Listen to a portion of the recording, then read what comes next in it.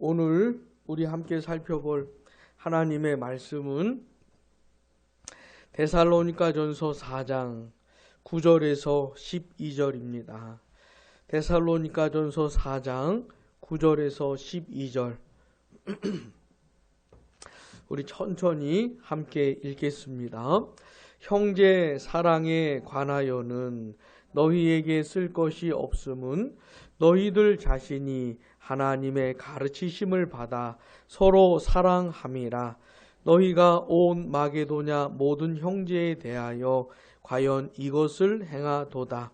형제들아 권하노니 더욱 그렇게 행하고 또 너희에게 명한 것 같이 조용히 자기 일을 하고 너희 손으로 일하기를 힘쓰.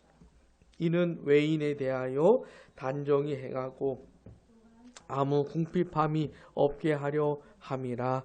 아멘.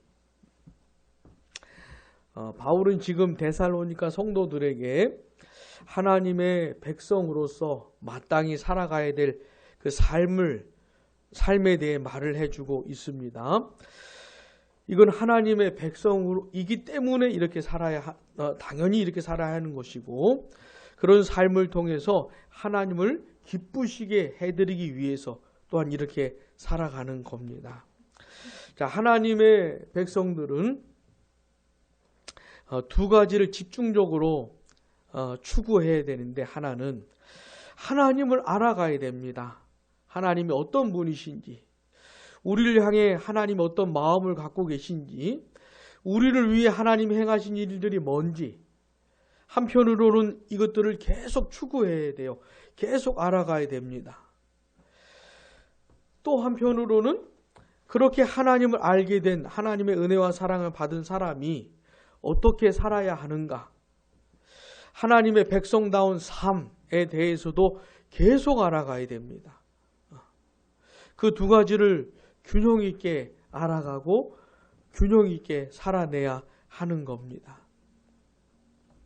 그래서 바울은 이 데살로니가 성도들에게 그 삶에 대해서 이제 권면을 해주고 있는데, 자, 제일 먼저 하나님의 백성다운 삶, 첫 번째로 어떤 삶이었죠? 거룩한 삶이었죠. 거룩하게 살아내야 하는 겁니다. 이 악하고 부패한 세상에서 이 불신자들과 더불어 살아가는 세상에서 반드시 거룩하게 살아야 하는 것이죠. 특별히 성적으로도 순결한 삶을 반드시 살아내야 하는 겁니다. 이거를 지난 시간에 다루었고, 오늘도 하나님의 백성다운 삶에 대한 내용인데, 첫 번째는 형제 사랑에 대한 겁니다. 형제 사랑. 형제 사랑이라는 게 뭐냐면, 그리스도 안에서 예수님을 믿는 사람들은 한 가족이 되는데, 그래서 한 형제, 자매, 한 지체가 되는데 그들끼리 서로 사랑해야 된다는 것이죠. 자, 본문 9절 우리 같이 읽어보겠습니다.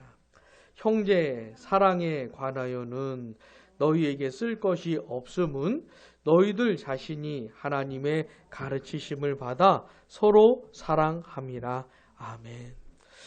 감사하게도 데살로니가 성도들이 형제의 사랑을 잘 실천하고 있었던 겁니다. 바울이 뭘 더 쓸 것이 없다고 할 정도로 이들이 서로 사랑하면서 지내고 있었던 거예요. 데살로니가전서 1장 3절에서도 사랑의 수고라고는 표현을 쓰고 있는데, 이들이 서로가 서로를 위해서 사랑하기 때문에 뭔가를 다른 사람들을 위해서 수고하고 있는, 애쓰고 있는, 사랑하기 때문에 뭔가를 하고 있는 이런 모습을 보이고 있었던 겁니다. 교회라고 해서 다 이런 건 아니에요. 우리가 누누이 경험을 했지만 교회라고 해서 다 이런 건 아닙니다. 근데 감사하게도 데살로니가 성도들에게는 형제 사랑이 있었던 거지요. 예수님을 믿는 사람이라면 한 교회를 이루는 그리스도 안에 한 가족된 사람들을 서로 사랑하는 것이 마땅한 겁니다. 이거 너무 당연한 것인데, 이 형제 사랑과 관련해서 중요한 본문 한 두 가지만 좀 보도록 하겠습니다. 하나는 요한복음 13장입니다. 왜 예수를 믿는 사람들이 서로 사랑하는 것이 왜 당연한 것인가? 요한복음 13장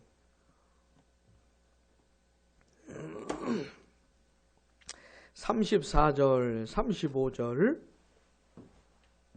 우리 같이 읽어보겠습니다. 새 계명을 너희에게 주노니 서로 사랑하라. 너희도 서로 사랑하라. 너희가 서로 사랑하면 이로써 모든 사람이 너희가 내 제자인 줄 알리라. 아멘. 예수님께서 이 말씀하시고 얼마 안 있어서 이제 붙잡히시고 또 못 박혀 죽으십니다. 예수님이 십자가에 이렇게 군인들에게 붙잡히시고 고난당하시고 십자가에 못 박혀 죽으시면서 사랑이 뭔지를 보여주신 거예요. 내가 너희를 사랑한 것 같이 라고 말씀을 하셨는데, 물론 제자들과 함께 지내실 때에도 제자들을 사랑하셨지만, 그렇게 예수님을 믿고 따르는 사람들을 함께 지내면서도 사랑하셨지만은, 진짜 예수님이 사랑하시는 게 어느 정도인지를 사실은 고난을 당하시고 십자가에 못 박혀 죽으시면서 예수님께서 보여주신 겁니다. 그러니까 예수님께서 어떻게까지 사랑을 하셨는지, 얼마나 사랑하셨는지를 알려면 그 고난당하심과 십자가에 못 박혀 죽으심을 봐야 하는 것이죠. 거기까지 가봐야 예수님이 이렇게 사랑하셨구나를 어느 정도 알게 되는 겁니다. 그러니까 예수님께서 그렇게 사랑하셨는데, 그럼 예수님의 사랑을 받은 그 사람들은 어떤 사람들입니까? 예수님께 사랑받을 만한 자격이 전혀 없는 사람들이죠. 예수님을 사랑하거나 예수님의 마음을 깊이 헤아리거나 예수님의 뜻에 잘 순종하여 살았다거나 뭐 그런 종류의 사람들이 아닌 것이죠. 그런데 예수님께서 그렇게까지 사랑해 주신 겁니다. 자, 그 예수님께서 새 계명을 준다 이렇게 하면서 말씀하신 게 뭡니까? 서로 사랑하라. 서로 사랑하라. 왜 예수를 믿고 따르는 사람들이 그들끼리 왜 사랑해야 되냐면, 그들이 믿는 그 주께서 서로 사랑하라고 말씀하셨기 때문에 서로 사랑해야 하는 겁니다. 주님이 서로 사랑하라고 하셨기 때문에 당연히 그 주님을 믿고 따르는 사람들은 당연히 서로 사랑해야 하는 것이죠. 자, 근데 서로 사랑하는데 어떻게 사랑하라는 거예요? 예수님께서 우리를 사랑해 주신 것처럼, 그러니까 우리 수준에서 서로 사랑하면 되는 게 아니고, 우리 수준에서, 우리 수준이 뭐예요? 마음이 좀 통하고 나한테 좀 잘 해주고 뭐 이런 사람들을 서로 사랑하는 그런 게 우리 수준 아닙니까? 그런 건 세상도 그런 정도는 하는 것인데, 그런 거 말고 나를 힘들게 하고 나를 싫어하고 전혀 말이 안 통하고, 희한하죠. 분명히 예수를 믿는 건 분명한데 정말 말이 안 통하는 그런 사람도 실제로 있어요. 불신자가 아니고 진짜 신자긴 한데 정말 말이 안 통하는. 그래서 좀 꼬인 관계를 좀 풀어보려고 애를 쓰면 쓸수록 더 꼬여만 가는 그런 관계도 있어요. 우리 예수님은 심지어 원수도 사랑하라고 하셨으니, 사실 십자가에서 보여주신 사랑이 원수를 사랑하신 그 사랑이죠. 우리가 예수님의 원수로 지냈었으니까는. 자, 그런 종류의 사랑으로 서로 사랑하라는 겁니다. 그런 종류의 사랑으로. 그러니까 예수를 믿는 사람들이 서로 사랑하는 그 사랑은 세상 사람들이 따라올 수 없는 그런 사랑인 것이죠. 응? 자, 그렇게 서로 사랑하라고 하는 겁니다. 그러니까 예수를 믿는 사람들은 서로 사랑하면서 내가 예수 믿는 사람이라는 걸 드러내는 것이에요. 나의 주님이 누군지를 드러내는 겁니다. 나의 주님이 먼저 사랑하셨기 때문에. 그리고는 내가 너희를 사랑한 것처럼 너희도 서로 사랑하라고 주님이 말씀하셨기 때문에 그래 주님 따라서 사랑하는 겁니다. 그렇게 서로 사랑함으로 내가 주를 믿는 사람인 것을 드러내는 것이죠. 35절 보시면은 너희가 서로 사랑하면 이로써 모든 사람이 너희가 내 제자인 줄 알리라. 아멘. 주님을 따라 주의 말씀 따라 우리가 서로 사랑하면 모든 사람들이 어떻게 해요? 우리가 예수님의 제자인 것을 알 것이다. 내가 예수 믿는다고 우리가 교회라고 아무리 말해봤자 소용이 없어요. 저들은 우리가 서로 사랑하는 모습을 보고서 예수님을 따르는 사람들이구나 이렇게 알게 된다는 것이에요. 왜요? 예수님이 그 사랑을 보여주셨거든요. 그러니 그 예수님 따라서 서로 사랑하게 되면은 세상 사람들도 저기가 교회구나, 저들이 교회구나, 저들이 예수를 믿는 사람들이구나 이렇게 알게 된다는 것이에요. 서로 사랑하지도 않으면서 우리가 교회라고 아무리 말해봤자 통하지 않습니다. 너희들부터 잘하라고 이렇게 하는 것이죠. 자, 형제 사랑과 관련해서 또 중요한 본문이 있죠. 유명한 본문 어딜까요? 유명한 본문. 사랑하는 자들아. 요한일서죠. 요한일서. 요한일서 4장 7절부터 그 유명한 본문이 나오죠. 사랑하는 자들아. 자, 9절부터 10절까지는 요한일서 4장 9절과 10절에서는 하나님께서 우리를 어떻게 사랑하셨는지를 말씀해 주고 있는 겁니다. 9절 10절 같이요. 하나님의 사랑이 우리에게 이렇게 나타난 바 되었으니 하나님이 자기의 독생자를 세상에 보내심은 그로 말미암아 우리를 살리려 하심이라. 사랑은 여기 있으니 우리가 하나님을 사랑한 것이 아니요 하나님이 우리를 사랑하사 우리 죄를 속하기 위하여 화목제물로 그 아들을 보내셨음이라. 아멘. 자, 하나님의 사랑이 나타났다는 겁니다. 하나님께서 우리를 어떻게 얼마나 사랑하셨는지 보여주셨다는 겁니다. 누구를 통해서요?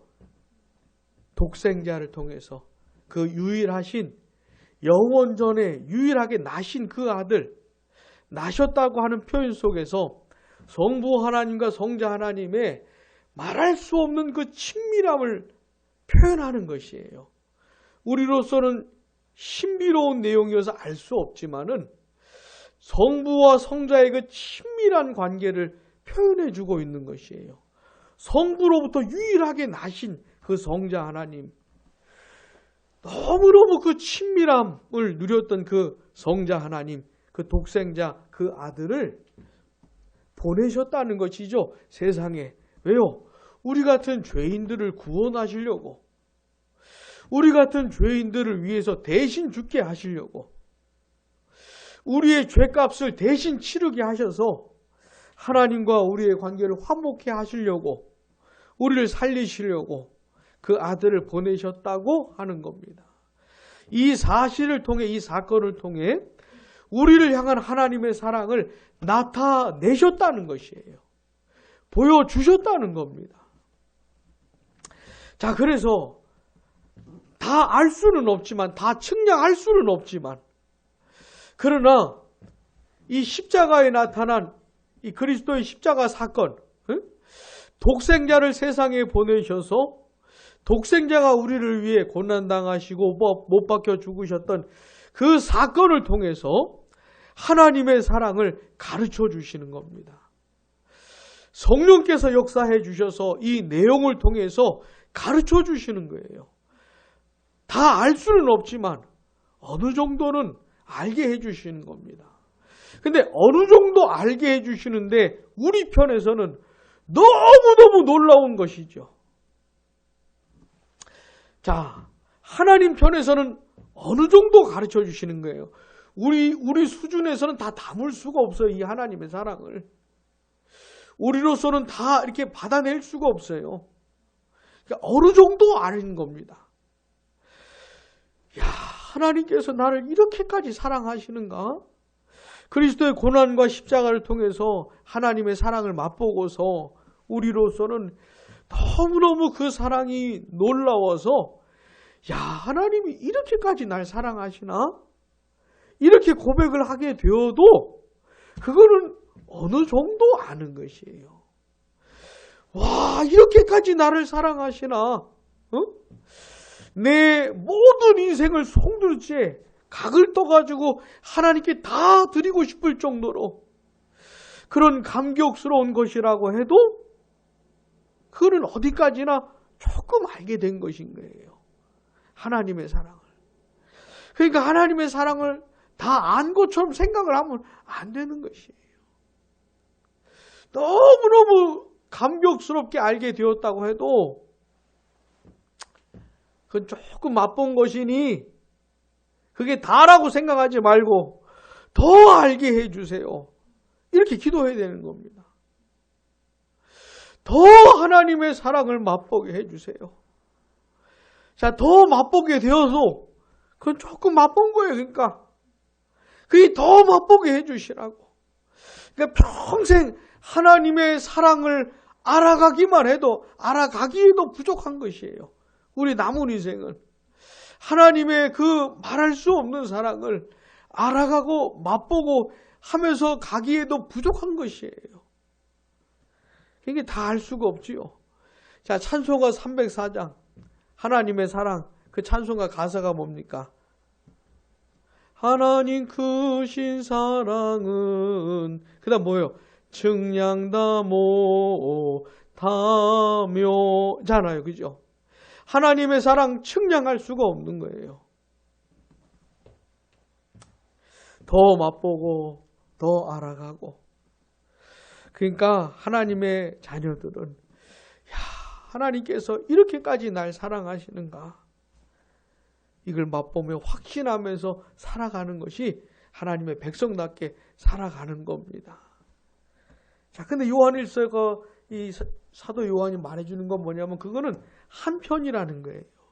한편이고 또 다른 한편은 뭐냐면 하나님께서 우리를 이렇게 사랑하셨으니 그 하나님의 사랑을 받은 사람들이 서로 사랑하는 것이 마땅하다는 겁니다.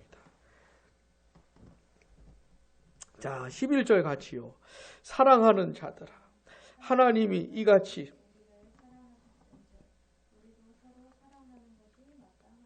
아멘. 하나님이 이같이 우리를 사랑하셨은즉 우리도 서로 사랑하는 것이 마땅하도다. 한편으로는 하나님이 이같이 우리를 사랑하셨다. 이걸 죽는 날까지 알아가야 돼요. 자, 이 사랑을 알게 된 사랑하셨으니까 사랑을 받은 사람들끼리 어떻게 해요? 서로 사랑해야 된다는 겁니다. 서로 사랑. 어떻게 서로 사랑해야 되는 거예요? 하나님께 받은 사랑, 그런 종류의 사랑으로 서로 사랑해야 한다는 것이죠. 자, 그런 종류의 사랑이 뭡니까? 원수된 자들을 사랑해 주신 사랑. 우리는 하나님과 원수지간이었거든요. 하나님을 사랑하지 않았어요. 하나님의 뜻대로 살고 싶지도 않았어요. 하나님의 영광을 추구하지도 않았어요. 하나님의 원수로 지냈던 겁니다. 비참한 죄인들로. 그런 자들을 사랑해 주신 거예요. 전혀 사랑받을 만한 자격이 없는 자들을 사랑해 주신 것이에요. 그런 종류의 사랑으로 서로 사랑해야 하는 겁니다. 그러니 내 마음에 차지 않고 내 눈에 차지 않고 참 얘기하기 힘들고 만나기 힘들고 나를 힘들게 하고 괴롭히는 사람이라 할지라도 어떻게 해요? 사랑하고 품어줘야 하는 것이죠. 자, 그렇게 우리가 서로 사랑하면 12절 같이요. 어느 때나 하나님을 본 사람이 없으되 만일 우리가 서로 사랑하면 하나님이 우리 안에 거하시고 그의 사랑이 우리 안에 온전히 이루어지느니라. 아멘. 우리가 서로 사랑하면 하나님께서 우리 안에 거하신다고 말씀을 하고 있어요. 하나님의 임재가 있는 것이죠. 하나님은 사랑이시기 때문에 이게 하나님의 속성이에요. 하나님은 사랑이시기 때문에 서로 사랑하는 그 무리가 하나님이 거하시기에 좋은 것이죠. 그러니까 하나님의 임재가 나타나는 것이에요. 서로 사랑하지 않는 교회가 서로 사랑하지 않고 싸우고 다투고 이런 교회 가운데 하나님의 임재는 없습니다. 그러니까 서로 사랑하지 않는 사람들에게는 하나님의 임재가 없어요. 하나님은 사랑이신데 이 하나님의 속성과 안 맞는 겁니다. 그러니까 하나님의 임재가 없는 것이죠. 서로 사랑하는 것이 반드시 회복이 되어야 돼요. 그래야 하나님의 임재를 경험하는 겁니다. 또 하나님의 사랑이 우리 안에 온전히 이루어진다는 거예요. 그러니까 하나님의 사랑은 우리 각자가 하나님께로부터 받을 뿐만 아니라 우리가 서로 사랑하면서 또 하나님의 사랑을 경험하게 되는 겁니다. 자, 우리는 형제 사랑과 관련되어서 중요한 두 본문을 살펴봤는데 그랬더니 이건 너무 당연한 거라요. 데살로니가 성도들이 서로 사랑하는 것은 너무 당연한 거죠. 너무 당연한 것이에요. 근데 감사하게도 데살로니가 성도들은 어떻게 해요? 서로 사랑하고 있었다는 겁니다. 그게 얼마나 감사합니까? 자, 그런데 이들이 그렇게 서로 사랑하게 된 이유가 뭐냐면 너희들 자신이 하나님의 가르치심을 받아서 이들이 그렇게 서로 하게 됐다는 겁니다. 하나님의 가르치심을 받아서. 자, 그러면 이들이 데살로니가 성도들이 하나님의 가르치심을 받았다는 게 무슨 뜻일까요? 아마도 그런 걸 겁니다. 이 말은 이 데살로니가 성도들이 다 하나님께로부터 계시를 받았다는 말은 아닐 거예요. 너희들 서로 사랑해라. 이런 계시를 직접 받았다는 그런 말은 아닐 겁니다. 사도로부터 복음을 들을 때, 가르침을 받을 때 아마도 그런 내용을 가르침 받았을 거예요. 근데 성령께서 역사하시는 것이죠. 하나님께서 우리를 이렇게 사랑하셨으니 우리가 서로 사랑하는 것이 마땅합니다. 라는 내용을 들을 때 성령께서 역사해 주시는 것이죠. 그래서 하나님의 가르치심을 받았다고 표현할 수가 있는 겁니다. 바울이라고 하는 어떤 사람에게서 가르침을 받았다 할지라도 그 내용을 통해 하나님이 이들의 마음에 역사해 주셔서 하나님이 서로 사랑하라고 하는 하나님의 가르치심을 마음으로 깨닫게 해주시는 것이죠. 그런 것을 하나님의 가르치심을 받아 이렇게 표현한 것으로 보이는 겁니다. 자, 우리 예레미야서 31장 한번 가봅시다. 그리스도를 믿는 자들의 마음에 하나님께서 행하시는 그 역사가 뭔지 예레미야서 31장 33절 예레미야가 그런 예언을 하는데 예레미야서 31장 33절 같이요. 그러나 그날 후에 내가 이스라엘 집과 맺을 언약은 이러하니 곧 내가 나의 법을 그들의 속에 두며 그들의 마음에 기록하여 나는 그들의 하나님이 되고 그들은 내 백성이 될 것이라 여호와의 말씀이니라. 아멘. 이것은 나중에 그리스도 안에서 그리스도를 믿게 될 자들의 마음에 하나님이 일으키시는 그런 역사를 예언하고 있는 것이에요. 실제로 그리스도를 믿는 자들에게 그들의 마음에 이런 역사가 일어나는 겁니다. 뭐라고 예언하고 있죠? 하나님의 법을 그들 속에 둔다. 그들의 마음에 기록하겠다. 라고 하시는 거예요. 하나님께서 그렇게 하시겠다는 겁니다. 그리스도 안에서 그리스도를 믿는 자들의 마음에 이런 역사가 일어난다는 거예요. 하나님의 법을 하나님께서 믿는 자들의 마음에 새기신다는 겁니다. 기록하겠다는 거예요. 마음에 두겠다는 겁니다. 그러니까 하나님의 법, 하나님의 말씀, 하나님의 뜻이 마음에 새겨지는 역사가 일어난다는 거예요. 마음으로 알게 되는 역사가 있게 된다는 겁니다. 이게 예수를 믿는 자들의 마음에 일어나는 놀라운 경험이에요. 놀라운 하나님의 역사입니다. 하나님의 뜻을 마음으로 깨달아 알게 되는 것이에요. 단순 머리가 아니고 단순한 지식이 아니고 마음으로 깨달아 알게 되는 것이에요. 그리고 그 마음으로 하나님의 뜻을 추구하고 하나님의 뜻에 순종하고 싶은 마음의 변화가 일어난다는 겁니다. 예레미야가 이런 예언을 했는데 그리스도 안에서 그리스도를 믿는 자들에게 실제로 경험되는 것이에요. 자, 그런 마음의 역사를 통해서 나는 그들의 하나님이 되고 그들은 내 백성이 될 것이라. 그런 마음의 역사를 보면서 내가 하나님의 백성이구나. 하나님이 나의 하나님이시구나. 이걸 알 수 있다는 겁니다. 하나님께서 어떤 영혼이 하나님의 백성이라면은 그의 마음에 이런 역사를 일으키셔서 네가 내 백성이고 내가 너의 하나님이라고 증거해 주신다는 거예요. 그러니까 하나님이 나의 하나님인 걸 어떻게 아느냐면 나도 내 마음에서 이런 역사를 경험했는지 보면 안다는 겁니다. 근데 이거 예수를 믿는 자들에게는 이런 일을 하셔요, 하나님이.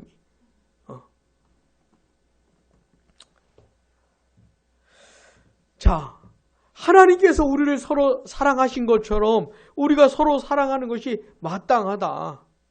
내가 너희를 사랑한 것처럼 너희도 서로 사랑해라. 예수님도 그래 말씀하셨고 그것이 하나님의 뜻일진데 그게 어떻게 우리 마음에 새겨진다는 겁니다. 그러니까 이 데살로니가 성도들이 하나님의 가르치심을 받아 서로 사랑했다는 게 무슨 말이냐면은 이들의 마음에 어떤 변화가 일어났다는 것이에요. 우리가 서로 사랑하는 것이 하나님의 뜻이구나 라는 것을 마음으로 깨달아 알게 되었다는 것이에요. 그렇게 마음으로 깨달아 알게 되어서 또 마음으로 그렇게 순종하고 싶은 겁니다. 그래 마음으로 그렇게 서로 사랑했다는 말이에요. 이게 이 데살로니가 성도들에게 있었던 내적인 역사를 말해주는 표현인 겁니다. 하나님의 가르치심을 받아 이게 그런 내적인 역사를 말해주는 것이에요. 그러니까 이 데살로니가 성도들에게 이 보여줬던 형제의 사랑은 아주 놀라운 겁니다. 아주 놀라운 것이에요. 하나님의 가르치심을 받아 그런 그들의 마음에 일으키시는 하나님의 내적인 역사를 경험을 한 것이죠. 그러면서 그들이 참된 하나님의 백성이라는 것을 알게 되는 것이죠. 그런 마음의 변화를 따라서 서로 사랑했다는 겁니다. 그러니까 진짜 형제 사랑인 거 이게 이들에게.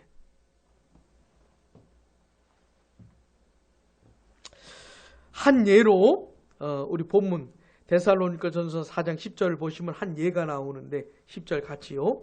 너희가 온 마게도냐 모든 형제에 대하여 과연 이것을 행하도다. 형제들아 권하노니 더욱 그렇게 행하고. 아멘. 너희가 온 마게도냐 모든 형제에 대하여 과연 이것을 행하도다. 형제 사랑을 다른 마게도냐 형제들에게 나타냈다 이런 뜻이에요.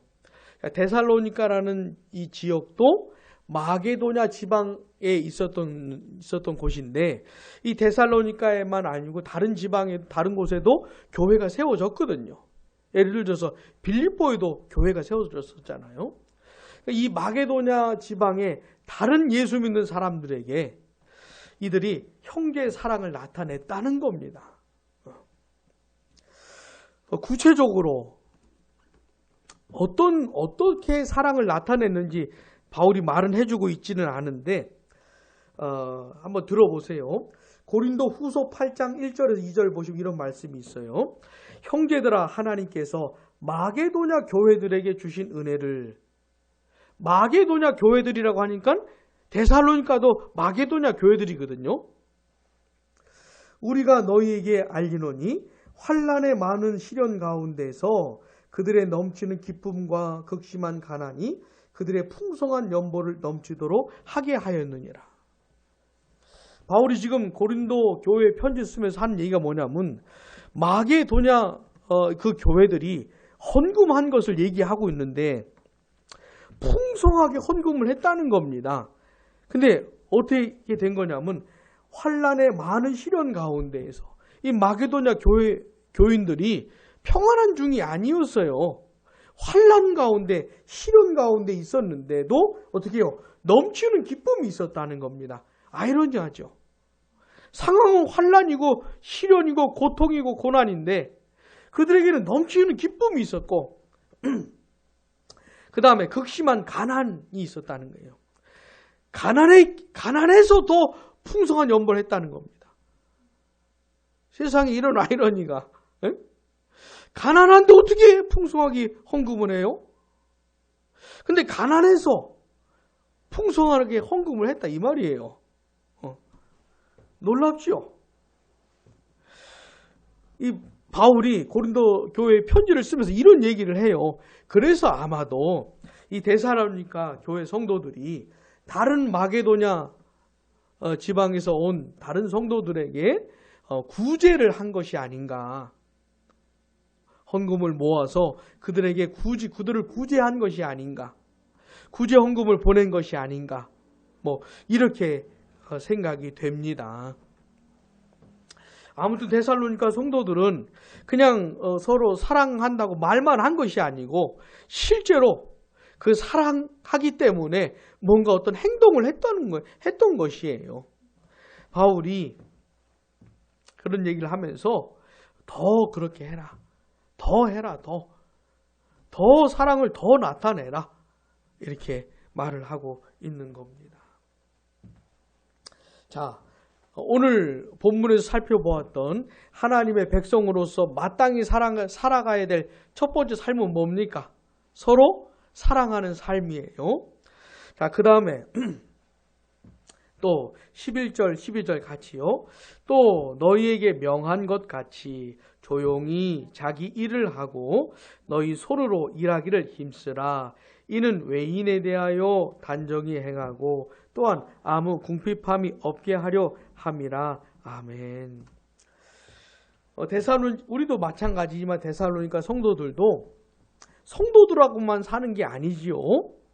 예수를 믿지 않는 12절에 나오는 그 외인들, 불신자들하고도 더불어 살아가는 거 아닙니까? 그죠? 그러니까 그 외인들, 불신자들하고도 더불어 살아가는데 어떻게 살아가야 되는지를 말하는 거예요. 9절과 10절은 예수를 믿는 사람들, 교회 안에 있는 사람들끼리의 관계를 말했다면은 11절과 12절은 불신자들과의 관계 속에서 어떻게 살아가야 되느냐라고 하는 겁니다. 자, 11절에 보시면 어떻게 살아야 돼요? 조용히 살아야 된다는 겁니다. 조용히. 여기서 조용히라는 말은 평화롭게 살라는 것이에요. 평화롭게. 불신자들하고 싸우고 치고받고 하지 말라는 겁니다. 물어뜯고 하지 말라는 것이에요. 평화롭게. 가능하면 평화롭게 살라는 것이에요. 옛날에 제가 대구에 살 때 이렇게 빌라에서 살았었는데 이렇게 한 층이 두 집밖에 없어요. 그러니까 문이 서로 앞을 보고 있는데 이 앞집 아주머니께서 항상 쓰레기를 이렇게 두 집 있으니까 중간치를 이렇게 쓸 거 아닙니까? 항상 우리 집 걸쳐서 딱 놔, 이렇게. 쓰레기를. 자기 집 앞에 좀 놓으면 좋잖아요. 보통 그렇게 하잖아요. 이 아주머니 꼭 중간쯤에. 말을 안 하니까 조금씩 우리 집 쪽으로. 이게 뭐 고민이, 이걸 어떻게 해야 되는지 고민이 많이 되는 거예요. 응? 자, 바울이 말해주는 건 뭡니까? 가능하면 평화롭게. 불신자들하고는 어떻게 해요? 가능하면 평화롭게. 자, 우리가 예수 믿는 사람들이 불신자들하고 가능하면 평화롭게 살아야 되는데 그 평화를 우리가 깨야 될 때도 있긴 해요. 저들이 우리가 하나님께 영광 돌리고 하나님을 예배하고 하나님의 뜻대로 살아야 되는데 이 세상에서 저들이 노골적으로 방해를 할 때 그때는 좀 다른 상황입니다. 국가가 그럴지라도 국가가 공권력을 가지고 우리가 신앙생활하는 걸 방해할 때에는 그건 조금 다른 양상이에요. 그런 거 말고는 가능하면 평화롭게 살라는 것이에요. 그리고 자기 일을 하고 너희 손으로 일하기를 힘쓰라는 겁니다. 각자 해야 될 일들을 있잖아요. 열심히 하라는 거예요. 나중에 데살로니가 후서를 보면은 이런 말씀이 있어요. 데살로니가 후서 3장 10절에서 11절 한번 볼까요? 이런 사람들이 있어요. 데살로니가 후서 3장 10절 보시면 우리가 너희와 함께 있을 때에도 너희에게 명하기를 같이요. 누구든지 일하기 싫어하거든 먹지도 말게 하라 하였더니 이런 사람들이 있었던 거예요. 일하기 싫어하는 사람들. 게으른 사람들이죠. 일을 해야 돈을 벌어야 먹고 살 텐데 이 사람들이 일을 안 하는 것이에요. 바울이 뭐라고 말합니까? 그런 사람들은 먹지도 말게 해라. 자, 11절 같이요. 우리가 들은즉 너희 가운데 게으르게 행하여 도무지 일하지 아니하고 일을 만들기만 하는 자들이 있다 하니. 재밌죠? 11절 표현이. 도무지 일은 안 해요. 여기서 일은 뭡니까? 우리가 보통 하는 일을 말하는 겁니다. 돈을 버는 그런 일을 말하는 것이에요. 근데 어떤 사람들은 이런 일은 안 하고 일을 만들기만 하는 자들, 조용히 안 사는 사람들입니다. 데살로니가전서 4장 표현대로 하자면 조용히 안 사는 사람들, 시끄럽게 막 싸우고 다투고 물어뜯고 말이지요. 비방하고 싸움 붙이고 이런 사람, 일만 만드는 사람들. 하여튼 그런 사람은 등장만 하면 문제투성이라. 이 사람은 어디를 가든지 시끄럽게 만들어. 자기도 다른 사람 힘들게 하고 다른 사람들끼리도 힘들게 만들고 조용히 살아가는 걸 싫어하는 사람들. 평화롭게 살아가는 걸 원치 않는 사람들. 그렇게 시끄럽게 다투게 해야 자기들의 존재를 증명하는지는 모르겠지만은 그러니까 이런 사람들이 있었던 거예요. 일을 만드는 사람들. 일을 하지 않고. 그래서 바울이 자기 일을 하라는 거예요. 열심히. 자, 그렇게 해야 되는 이유가 뭐냐면 12절 같이요. 이는 외인에 대하여 단정히 행하고 또한 아무 궁핍함이 없게 하려 함이라. 아멘. 외인에 대하여 단정히 행한다는 게 뭐냐면 품위 있게 행한다는 것이에요. 무슨 말이냐면 불신자들이 존경하게, 불신자들이 신자들을 볼 때 이렇게 평화롭게 살면서도 자기 일을 충성스럽고 열심히 하면서 살아가는 그런 모습을 보면서 불신자들이 그런 성도들을 존경하게. 물론 우리의 신앙에 대해서 이들은 이해할 수가 없지요. 우리가 믿는 하나님에 대해서 우리가 믿고 따르는 하나님의 말씀에 대해서 저들이 어떻게 알겠습니까마는 그런 건 몰라도 하나님의 백성들이 성숙하게 살아가는 모습을 보면서 존귀하게 살아가는 모습을 보면서 야, 참 대단한 사람들이다. 괜찮은 사람들이다. 참 존경스러운 사람들이다. 이런 칭찬을 받으라고 하는 것이에요.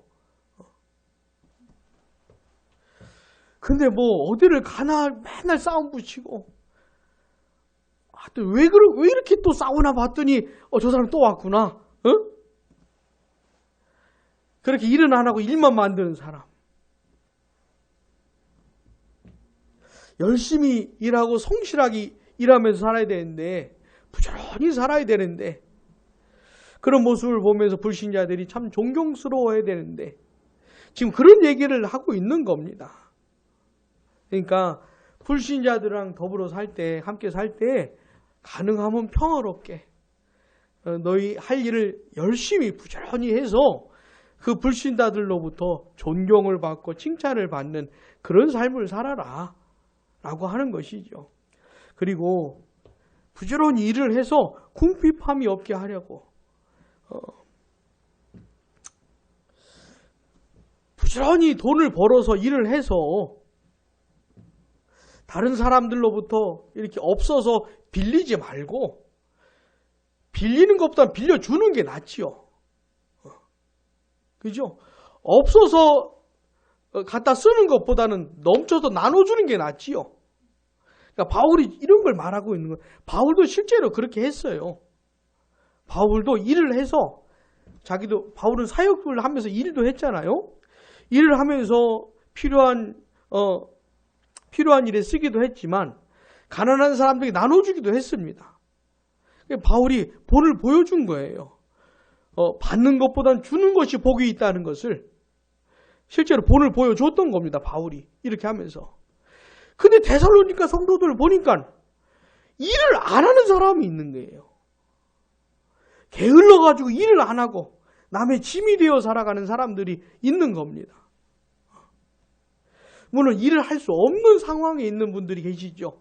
그런 걸 말하는 건 아닐 겁니다. 바울이. 응? 연세가 많이 들어서 도무지 일을 할 수가 없는 그런 분한테 아니면 병이 들어가지고 힘들어하는 그런 사람들한테 이런 얘기를 하는 건 아닐 겁니다. 충분히 일을 할 수가 있는데 얼마든지 일을 할 수가 있는데 제가 예전에 대구에서 이제 부목사 사역을 할 때 거기서는 일주일에 한 번씩 목요일 오전에 교회에서 라면을 이렇게 한 봉지씩 줬어요. 그러면 그날만 되면 그날 아침에 정말 줄이 길게 줄 서가지고 이 어르신들이 이 라면을 받으려고.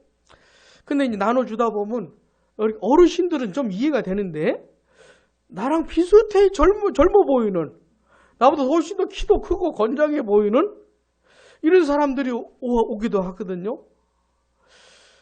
그러면 이 마음에 참 고민이 생겨요.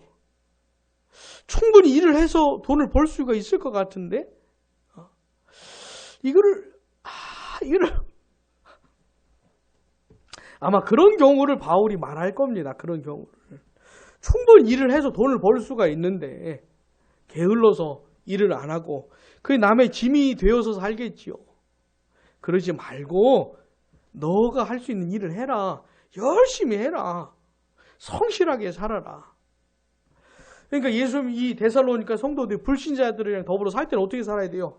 가능하면 평화롭게. 그리고 열심히 부지런히 그렇게 일을 해서 돈을 벌고 생활하라는 것이에요. 남의 짐이 되지 말고 남을 도와주고 베풀어주고 나누어주고 그런 삶을 살아라. 이렇게 바울이 말을 해주고 있는 겁니다. 자, 오늘 우리는요, 바울이 데살로니가 성도들에게 하나님의 백성다운 삶에 대해서 권면해 주는 내용을 또 살펴보았습니다. 자, 우리도 마찬가지입니다. 이 세상에서 예수 믿는 사람들뿐만 아니라 믿지 않는 사람들하고도 더불어 살아가는 겁니다. 이런 세상에서 신자와 불신자가 섞여 살아가는 이 세상에서 우리가 하나님의 백성으로서 마땅히 살아가야 될 삶이 있다는 것이에요. 자, 그것을 어떻게 해야 됩니까? 하나님께로부터 가르침을 받아야 되는 겁니다. 하나님께서 가르쳐 주시는 이 역사가 우리 마음에 계속해서 있게 되기를 축복합니다. 우리가 하나님의 말씀을 읽고 들을 때 성령께서 내 마음에 역사해 주시기를, 내 마음에 새겨 주셔서 이 마음으로부터 깨닫게 되어서 이 마음으로부터 원해서 하나님께서 가르쳐 주신 내용을 따라 우리가 하나님의 백성답게 살아갈 수 있게 되기를 간절히 바랍니다. 이게 진짜거든요. 이게 진짜예요. 응? 이런 하나님의 역사가 우리 마음에서 일어나게 되기를, 그래서 막 이렇게 살고 싶은 마음도 함께 일어나게 되기를 바랍니다.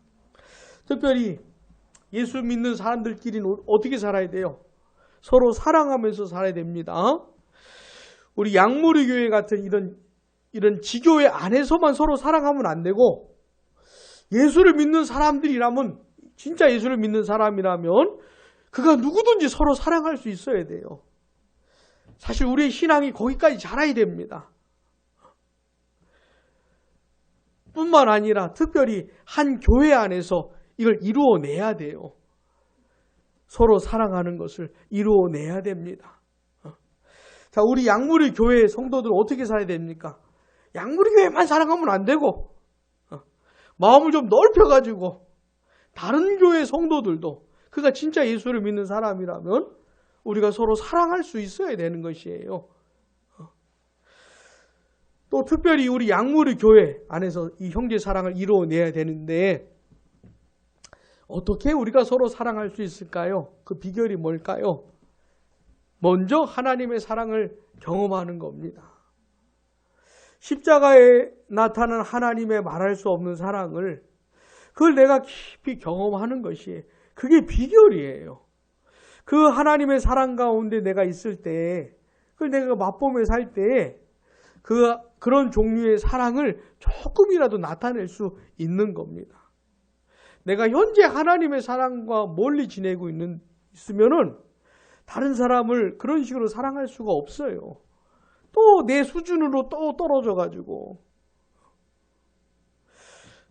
하나님의 사랑이 나에게 넘칠 때 그런 종류의 사랑으로 내가 누군가를 품어줄 수가 있는데, 또 하나님의 사랑으로 내가 멀어지면 또 내 수준으로 또 떨어진다니까요. 또 나한테 잘해주는 사람, 나랑 친한 사람, 맨 그 수준에서 서로 사랑한다고 하고 있는 것이죠. 그러니까 하나님의 사랑을 먼저 깊이 경험하는 것이 우선이고, 우리 양무리 교회 온 성도들에게 먼저 하나님의 사랑이 깊이 경험되어지기를 바랍니다. 자연스럽게 그래서 우리가 서로 사랑하게 되기를. 또 예수 믿지 않는 사람들하고 우리 이 세상에서 어떻게 살아야 돼요? 가능하면 평화롭게 살아야 됩니다. 이거 굉장히 어렵습니다. 왜냐하면 이게 아리까리한 사람들이 있어요. 나도 신사적으로 살고 저 사람들 신사적으로 살면 되는데, 손을 잘 지키면서 사는데 쓰레기를 작게 중간에 놨다가 아무 말 없으니까 좀 더 이런 고수들이 이 세상에는 많기 때문에 상당히 어렵습니다. 상당히 어려워요. 어떤 때 막 한번 쏟아놔야 저 사람들도 정신을 차릴 것도 같고, 막 이런 생각들이 들기도 하고 상당히 어렵습니다. 에? 그러나 어떻게 해요? 가능하면 평화롭게 살아가고요. 우리에게 맡겨진 삶들을 성실하게 살아내야 되는 겁니다. 내가 해야 되는 일들을, 바울은 이제 특별히 이렇게 수입이 있는 그런 일을 특별히 언급하는 것 같아요. 그래서 이제 궁핍함이 없게 그런 말을 하고 있으니까. 그러나 우리가 또 이 세상에 살아갈 때 그런 일들뿐만 아니라 우리 각자에게 맡겨진 삶이 있잖아요. 내가 감당해야 되는 일이 있잖아요. 그런 것까지도 다 생각을 하면 될 것 같아요. 어떻게 해요? 성실하게 감당해야 됩니다. 성실하게. 성실근면. 이건 이제 하나님의 백성들 기본 태도여야 돼요. 불신자들과 더불어 살 때 그렇게 살아야 되는데 왜 그런 겁니까? 불신자들로부터도 존경을 받으면서 칭찬을 받으면서 살라고 하는 것이에요. 우리가 믿는 하나님, 우리의 신앙, 그들은 뭐 도무지 이해를 못하겠지만 내가 왜 이렇게 사는지, 이렇게 살아가는 이유에 대해서는 모르겠지만 저들이, 그러나 이렇게 살아가는 모습을 보면서 불신자들도 야, 괜찮은 사람들이다. 본받을 만한 사람들이다. 저런 사람들이 세상에 많았으면 좋겠다. 이런 칭찬과 인정을 받으라는 것이에요. 그리고 이거는 가능한 겁니다. 정말 하나님의 백성들이 하나님의 백성들답게 살 수만 있다면은 이런 일들을 실제로 벌어져요. 이건 가능한 것이에요. 이렇게 안 사니까 욕을 먹는 것이죠. 예수 믿는다고 말은 하면서 이렇게 안 사니까 지도 쓰레기 또 옆에다 놓고, 불신자가 쓰레기 옆에 올려놓으면 나도 쓰레기 집에다 갖다 놓고, 이러니까 욕을 먹는 것이죠. 똑같이 놀고 있으니까는.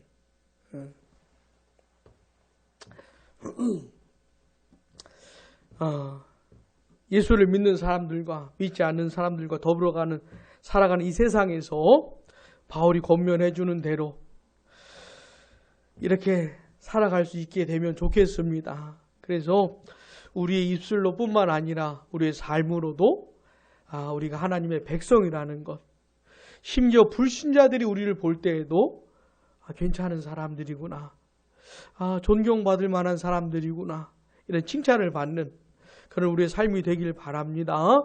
기도하겠습니다.